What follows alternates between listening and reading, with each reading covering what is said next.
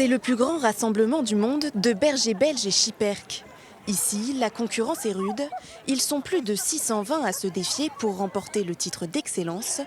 Et devenir champion de France ne se fait pas en un claquement de doigts.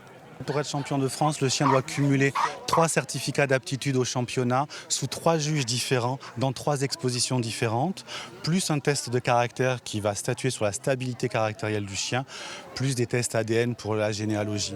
Donc 3 certificats d'aptitude, il faut gagner 3 expositions différentes sous 3 juges différents.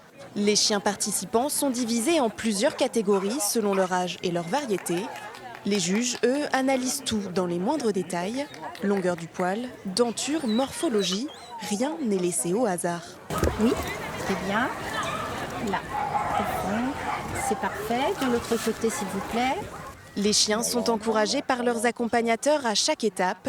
Des concours essentiels pour évaluer le travail des éleveurs. Quand on élève et qu'on fait des portées, c'est pour avoir des beaux chiens, faire des expositions, ce qu'on appelle de la sélection.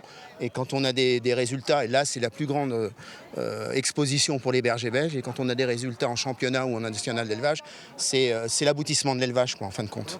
Les propriétaires aussi s'investissent dans la compétition. C'est le cas de Pascaline Lemaire, première supportrice de son chien Riptou. À 2 ans, il remporte la première place de sa catégorie, aux côtés de son éleveur. Je suis très très fière et très contente pour l'éleveur parce que ça veut dire qu'il a bien fait son boulot. Voilà. Et c'est pour ça qu'il m'a demandé de venir pour qu'il soit premier aujourd'hui. Bon, ça y est, c'est bon, c'est fait. Un événement réputé dans le milieu canin. En 3 jours, près de 4000 personnes sont venues pour soutenir les bergers belges.